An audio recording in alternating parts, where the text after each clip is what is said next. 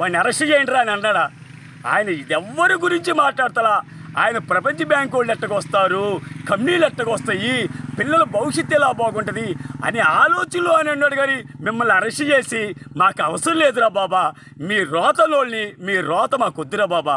ఎందుకంటే మాకు రాష్ట్రం కావాలి, రాష్ట్ర భవిష్యత్తు బాగోవాలి. అంత బాగుంటే హాయిగా వాళ్ళే బతుకుతారు, వాళ్ళే నవ్వుకుంటారనే ఆలోచనలో చంద్రబాబు నాయుడు గారు ఉంటే మీరు ఆయన మీద అపనిందలు వేయవకండ్రా నాయన.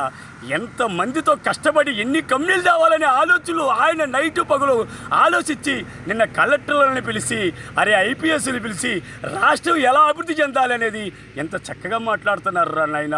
ఆయన చూడండి రా బాబు, ఆయన మీద ఇంకా నిందలేయొద్దురా బాబా. ఆయన ఏంటో తెలుసా, రాష్ట్రం గురించి ఆలోచిస్తారు కానీ మీ అసలు రోతల గురించి ఆలోచించడు. మీ వైసీపీ నాయకులు కూడా మిమ్మల్ని తిట్టుకుంటున్నారా నీ అమ్మ. ఇంత రోత చేశాడా రాష్ట్రాన్ని. వమ్మో, ఇట్లాంటి వాడు మనకొద్దురా బాబా, ఇట్లాంటి పరిపాలన మనకొద్దు, వాడి జెండా కూడా పట్టుకోవద్దని చెప్పేసి ప్రజలు అనుకుంటున్నారు, మీ కార్యకర్తలు అనుకుంటున్నారు, మీ నాయకులు కూడా అనుకుంటున్నారు. కావాలంటే కనుక్కో, నేను అంటాం కాదు, నేను ఎంతమందితో తిరుగుతున్నాను రా బాబా, తిరుగుతున్నా కాబట్టి నేను చెప్పగలుగుతున్నాను. ఇది మీరేమనుకుంటున్నారంటే ఇంకా మీ పార్టీ ఏదో బతుకుంది అనుకుంటున్నారు. వాడే పిచ్చుకుక్క తిరుగుతున్నాడని చెప్పేసి జనాలు అనుకుంటున్నారు. అతను ఏమి తెలియని అమాయకుని మనం తీసుకొచ్చి ఒక కుర్చీలో పెట్టాం. కుక్కను తీసుకొచ్చి సింహాసనం మీద కూర్చోబెట్టినట్టు వాడిని కూర్చోబెట్టి 5 సంవత్సరాలని మన పాతాళానికి తొక్కేశారు రాయుడు.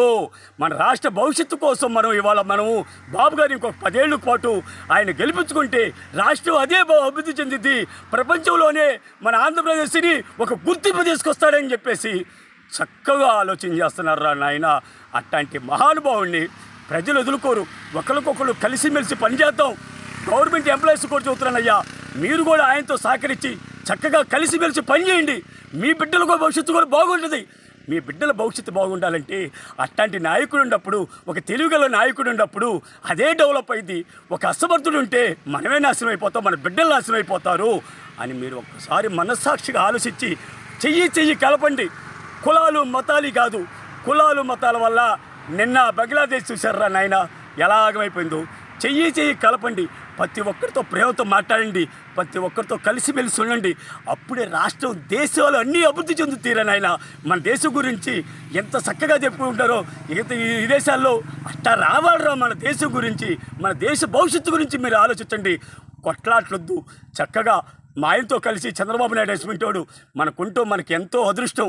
భగవంతుడు మనకు ఒక వరం చంద్రబాబు నాయుడు. అట్లాంటి వరాన్ని మనం తీసేయొద్దు. అందరూ కలిసిమెలిసి ఉండండి. రేపు పార్టీని అభివృద్ధి చెందిద్దాం. రాష్ట్ర ప్రభుత్వం ఆర్థిక పరిస్థితి బాగాలేదన్నారు, మరి మనకి సంపద కూడా లేదు. అటువంటప్పుడు ముసలోళ్ళకి 4,000 రూపాయల పెన్షన్ ఇచ్చేది కాకుండా ఇప్పుడు ఆగస్టు 15 నుంచి మరి అన్నా క్యాంటీన్లు ఓపెన్ చేస్తున్నారు. తర్వాత ఉచిత బస్సు ప్రయాణం అంటున్నారు. సూపర్ 6లో ఇంకా అనేకమైనటువంటి డెవలప్మెంట్ యాక్టివిటీస్లో ధైర్యంగా చంద్రబాబు నాయుడు ముందుకెళ్తున్నారు. ఈ ఆర్థిక పరిస్థితి బాగలేనప్పుడు వారు తమాయించుకొని గట్టిగా ఇవన్నీ సమర్థవంతంగా చేయగలరని ప్రజలందరూ కూడా భావిస్తున్నారా? చక్కగా ఆలోచన చేసుకుంటారు ఎవరికి వాళ్ళు. ఎందుకంటున్నారు అంటే నేను ఒక మాట చెప్పనా. ఎందుకంటే ఆయన చూస్తే ఒక అక్షయ పాత్రలాగా సంపద వచ్చేసిద్దండి. సంపద అంటే అక్షయ పాత్ర అంటే 10 మంది పెడితే 11 వాళ్ళకు కూడా ఉంటుందండి. లేదు అనుకునేది ఉండదండి, వస్తూనే ఉంటుంది అక్షయ పాత్ర అంటే. అలాగా రెవెన్యూ కూడా సంపద అదే వస్తుందండి. జిఎస్టీ వస్తుందండి.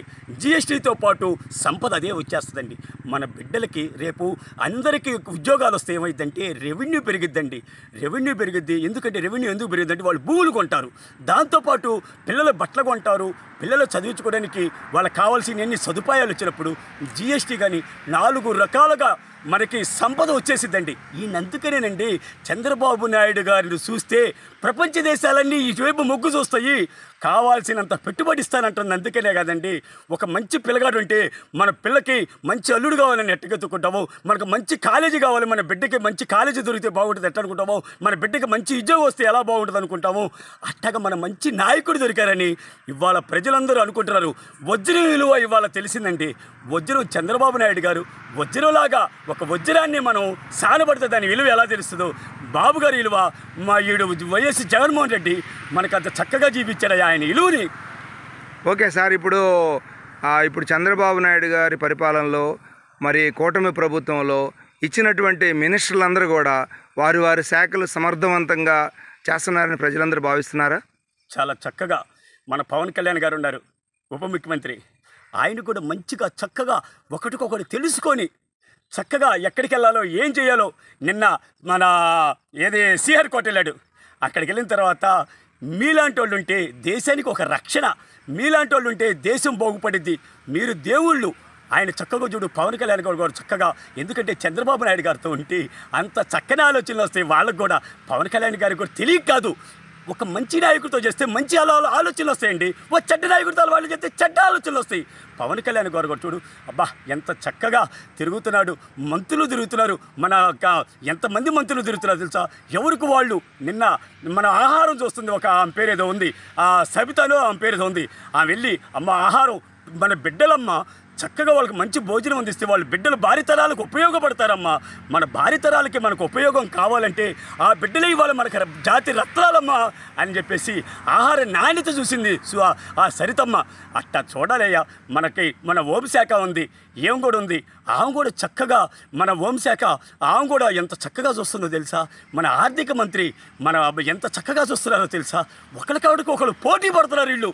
వాళ్ళు ఏం చేశారు, ఎక్కడెక్కడ భూములుగా చేయాలని వాళ్ళు చూశారు, వీళ్ళు అభివృద్ధి కోసం వీళ్ళు పోటీ పడుతున్నారు. మన మంత్రులు ఏమన్నా, చంద్రబాబు నాయుడు గారి మంత్రులు ఏమన్నా నేనెంత బాగు చేయాలని చెప్పేసి ఒకరికాడికి ఒకరు కుస్తీ పడి పోటీ పడి పనిచేస్తున్నారు. నిమ్మలరాయ నాయుడు గారు చూడు నిన్న చక్కగా మురికాలల మీదకి వెళ్ళి ఒక డోన్ వదిలి ఆ మురికాలను ఎలా శుభ్రం చేయాలని చెప్పేసి ఆయన చక్కని ఆలోచనతో చక్కగా చేస్తారు. ఒకరికాడుకోగలు అబ్బాబ్బాబ్బా పోటీ పడి చూస్తుంటే ఆ టీవీ దగ్గరకు వస్తుంటే ఎంత ఆనందంగా ఉందో ఇవాళ, ఎంత ఆనందంగా ఉందంటే అంత ఆనందంగా ఉంది. ఒకప్పుడు ఆ టీవీ చూడాలంటే రోత పుట్టి ఊరక